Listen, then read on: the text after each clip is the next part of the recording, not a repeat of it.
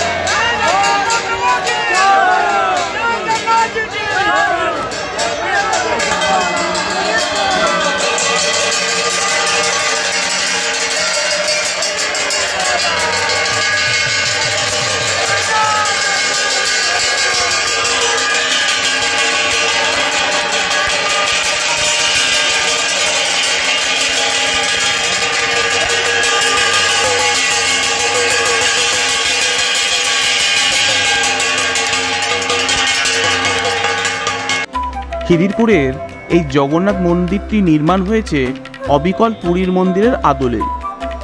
এছাড়াও পুরীর মন্দির নির্মাণের জন্য যে পাথর ব্যবহার করা হয়েছে সেই একই পাথর ব্যবহার হয়েছে এই মন্দিরটির নির্মাণ কার্যে। পুরীর জগন্নাথ দেবের মন্দিরে যেই রকমভাবে ভোগ আরতি হয় ঠিক একইভাবে এখানেও ভোগ আরতির আয়োজন করা হয়। এই যে রথের চাকাটি দেখছেন এটি পুরী থেকে নিয়ে আসা আসল রথের চাকা। ঠিক এর পাশেই আছে জগন্নাথ দেবের দণ্ড। হঠাৎ করেই বৃষ্টি শুরু হলো। সেই সময় রথ টানার প্রস্তুতি চলছিল। এই বৃষ্টিতে ভিজেও প্রভু জগন্নাথ দেবের রথের দড়ি টানার জন্য আমাদের উন্মাদনার একটুও কমতি ছিল না।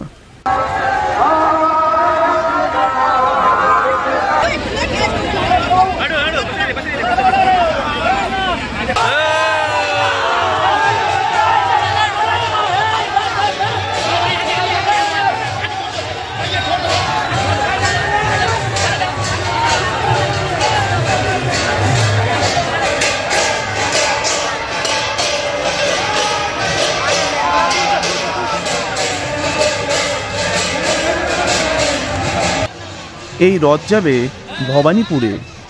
সেখানে নেতাজির বাড়ির পাশে সুভাষ উদ্যানে উল্টো রথ অবধি থাকবে।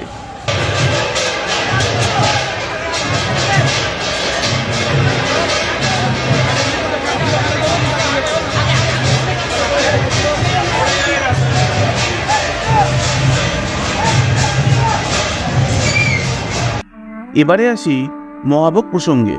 মহাভোগ প্রতিদিন দুটি সময় গ্রহণ করতে পারবেন, দুপুর 1টা থেকে 1:30 পর্যন্ত এবং রাত 8:30 থেকে 9টা পর্যন্ত। মহাভোগ গ্রহণ করতে গেলে আপনাদের জনপ্রতি 150 টাকার কুপন কাটতে হবে। এছাড়াও আপনারা যদি মহাভোগ পার্সেল করে বাড়িতে নিয়ে যেতে চান তবে 180 টাকা দিতে হবে। মহাভোগের মেনু আমি স্ক্রিনে দিয়ে রাখলাম।